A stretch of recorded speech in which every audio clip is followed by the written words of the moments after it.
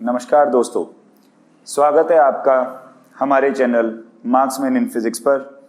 आज हम लेकर के आए हैं एक बहुत इंपॉर्टेंट टॉपिक टर्म 1 के लिए। जैसा कि आप सभी लोग जानते हैं भाई, टर्म 1 के एग्ज़ाम बिल्कुल नज़दीक हैं। टर्म 1 के एग्ज़ाम अब होने ही वाले हैं, तो सीबीएसई के हिसाब से एक बहुत ही इंपॉर्टेंट टॉपिक जिसके ऊपर बहुत सारे क्वेश्चन पूछे जा सकते हैं, वो टॉपिक आज हम कवर करेंगे आज की वीडियो में। तो चलिए शुरू करते हैं। तो जो टॉपिक हम लोग बेसिकली पढ़ने वाले हैं आज, उस टॉपिक का नाम है एसी जनरेटर। AC generator. क्योंकि टर्म 1 जो है हम लोगों का वो ऑब्जेक्टिव आने वाला है, तो हम इसमें थ्योरी लिखने पे बहुत ज्यादा फोकस ना करके हम इसके अंदर चीजों को समझने की बहुत ज्यादा कोशिश करेंगे कि भाई आखिर एसी जनरेटर काम कैसे कर रहा है। जब सब्जेक्टिव एग्जाम हुआ करता था तो एसी जनरेटर 5 नंबर में आने वाला टॉपिक था और बहुत ही इंपॉर्टेंट टॉपिक्स में गिना जाता था, है ना। तो अभी तो इसमें से ऑब्जेक्टिव क्वेश्चंस बनेंगे। आइए देखते हैं ये क्या होता है। तो जनरेटर जो है, AC generator, basically it was discovered by a Yugoslav scientist and the name of the scientist was Nikola Tesla. AC generator की जो डिस्कवरी करी थी वो निकोला टेस्ला ने जो है डिस्कवरी करी थी। और मेरा मानना है कि जो वर्ड है जनरेटर, ये थोड़ा सा मिसनोमर है। मिसनोमर का मतलब है कि ये थोड़ा सा मतलब ना सही नाम नहीं है जनरेटर। क्योंकि रीजन क्या है, जनरेटर कुछ भी जनरेट नहीं करता। जनरेटर केवल एक तरीके से मैकेनिकल एनर्जी को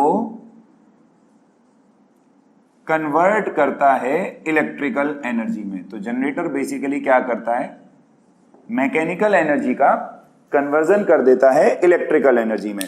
तो एसी जनरेटर बेसिकली एक डिवाइस है जिसका इस्तेमाल करके हम इलेक्ट्रिसिटी जनरेट करते हैं, है ना। और ये मैकेनिकल एनर्जी का कन्वर्जन करता है इलेक्ट्रिकल एनर्जी में। अगर हम लोग बात करें कि भाई एसी जनरेटर किस प्रिंसिपल पे काम करता है,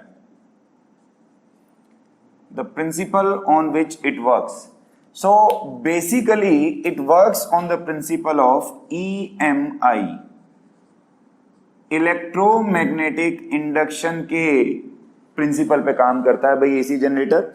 और इलेक्ट्रोमैग्नेटिक इंडक्शन का क्या प्रिंसिपल होता है, अगर हम इस बात को बहुत ध्यान से देखें तो फैराडे का फर्स्ट लॉ, फैराडे का फर्स्ट लॉ ही इलेक्ट्रोमैग्नेटिक इंडक्शन का प्रिंसिपल है। अच्छा, क्या कहता है भाई फैराडे का फर्स्ट लॉ? फैराडे का फर्स्ट लॉ ये कहता है कि whenever the amount of magnetic flux linked with the coil changes an EMF is induced in it and the induced EMF will last so long as the change in magnetic flux continues. अगर सीधे सीधे शब्दों में हम बात करें तो इसका प्रिंसिपल एक ही बात कहता है कि अगर मैग्नेटिक फ्लक्स चेंज होगा तो EMF बनेगा। अगर मैग्नेटिक फ्लक्स चेंज होगा तो EMF बनेगा। ठीक है, मैं हिंदी में लिख रहा हूं ताकि तुम लोगों को ध्यान रहे। अब तुम, क्योंकि पेपर सब्जेक्टिव नहीं होने वाला, तो कोई ये तो पूछेगा नहीं कि भाई पूरा प्रिंसिपल क्या है, लेकिन आपको पता होना चाहिए। इसलिए मैंने लिखा कि अगर मैग्नेटिक फ्लक्स चेंज होगा तो EMF बनेगा। ये फैराडे का बेसिकली जो है फर्स्ट लॉ है। दूसरी बात, EMF तब तक बनता रहेगा जब तक फ्लक्स चेंज होता रहेगा। जैसे ही फ्लक्स का चेंज होना बंद होगा, EMF का बनना भी बंद हो जाएगा। तो बेसिकली ये प्रिंसिपल रहता है हमारा किसका, एसी जनरेटर का। अब आप 2 मिनट के लिए क्या कर सकते हैं, अपनी स्क्रीन को पॉज कीजिए। स्क्रीन को पॉज करके ये जो लिखा हुआ है बोर्ड पर, आप इसको उतार सकते हैं। तो आइए बच्चों, अब एसी जनरेटर की कंस्ट्रक्शन हम लोग देखते हैं। देखें, बहुत सिंपलिस्टिक कंस्ट्रक्शन करने की कोशिश करूंगा मैं। कंस्ट्रक्शन तो बेसिकली इसमें एक तरफ एक नॉर्थ पोल रहता है, ठीक है, और एक तरफ मैग्नेट का साउथ पोल रहता है। तो एक तरफ नॉर्थ पोल और एक तरफ साउथ पोल। बेसिकली ये एक हॉर्स शू टाइप मैग्नेट होती है, ठीक है। इसके हमने केवल डायग्राम की आसानी के लिए केवल जो है पोल्स दिखाए हुए हैं।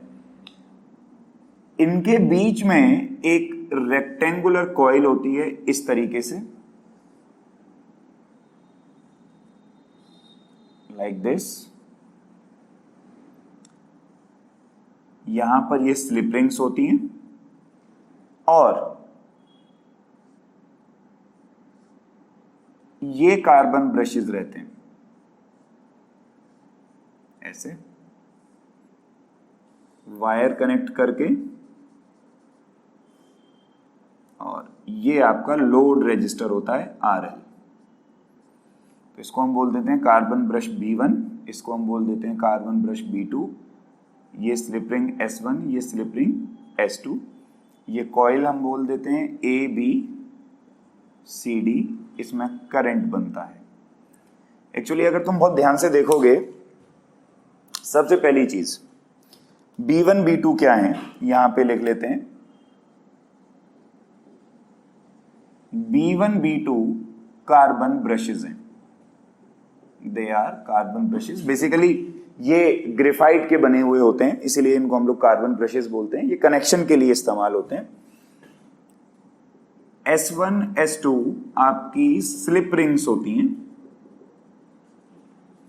ऐसी गोल सर्कुलर शेप में होती हैं, और ये कॉइल घूमती है तो ये स्लिप रिंग्स भी घूमती हैं।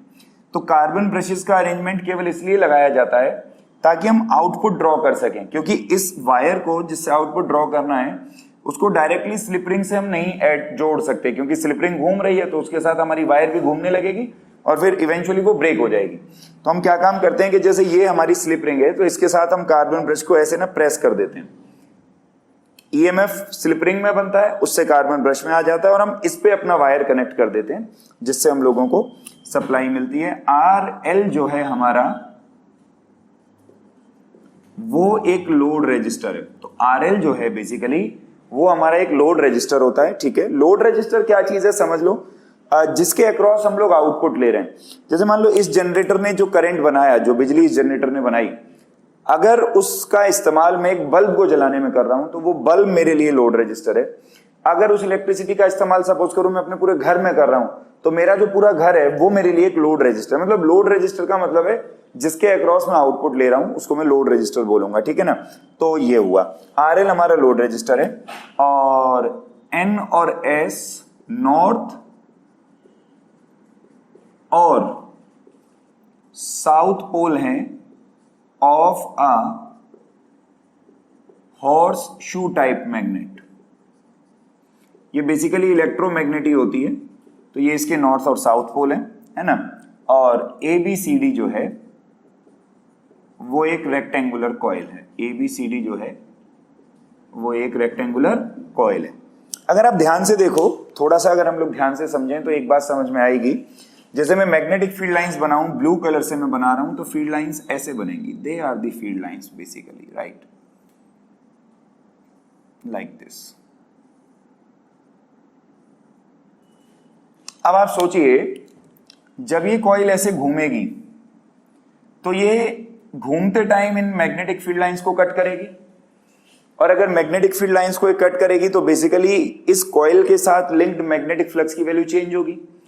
और भाई फाराडे का लॉ, जिसके ऊपर ये AC जनरेटर बेस्ड भी है, फाराडे का लॉ ये कहता है बेसिकली कि अगर मैग्नेटिक फ्लक्स चेंज होगा तो करंट जो है वो बनेगा, EMF जो है बनेगा, है ना। तो अब जब ये कॉइल घूम रही है तो ये मैग्नेटिक फील्ड लाइंस को कट कर रही है, मतलब मैग्नेटिक फ्लक्स चेंज हो रहा है, और अगर मैग्नेटिक फ्लक्स चेंज हो रहा है तो इसमें करंट बनना चाहिए, और उसी करंट को हम लोग लोड रजिस्टर के अक्रॉस इस्तेमाल करते हैं, है ना। ध्यान से देखा जाए तो जब ये कॉइल ऐसे रोटेट होके ऐसे चली जाएगी तो इस वाली आर्म में और इस वाली आर्म में करंट की डायरेक्शन चेंज हो जाएगी, इसीलिए ये एक AC जनरेटर कहलाता है। हालांकि इस बात को हम कुछ फॉर्मूलों से प्रूव भी करेंगे कि ये बेसिकली AC जनरेटर है और ये AC को ही जनरेट करता है ना। उम्मीद है मुझे यहां तक की बात आपको समझ में आ गई होगी। अब 2 मिनट के लिए वीडियो को पॉज करके आप इसका डायग्राम बना सकते हो बड़े आराम से, और फिर हम आगे इसकी वर्किंग देखेंगे। तो चलिए अब AC जनरेटर की वर्किंग भी देख लेते हैं। आइए कुछ फॉर्मूले से हम लोग ये प्रूव करेंगे कि जो करंट बन रहा है वो AC बन रहा है। देखें, फाराडे के लॉ से E का formula, E is EMF, formula होता है d phi b by dt, ठीक है। और फाई बी का फॉर्मूला होता है भाई NBA cos थीटा। क्योंकि यहां पे कॉइल घूम रही है तो रोटेशनल मोशन में थीटा को लिखा जा सकता है ओमेगा टी। थीटा को क्या लिखा जा सकता है? Omega T. तो E बराबर हो जाएगा -NBA into D by D T of cos omega T.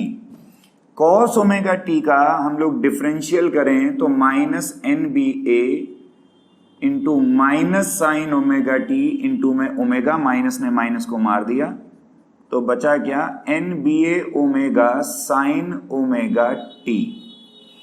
अब अगर मैं ये चाहूं कि मेरी EMF मैक्सिमम रहे तो उसके लिए जरूरी है कि भाई जो साइन ओमेगा टी है इसकी वैल्यू मैक्सिमम होनी चाहिए। ठीक है, तो मैं ये लिख सकता हूं कि for EMF to be maximum sin omega t must be maximum and the maximum value of sin omega t is 1।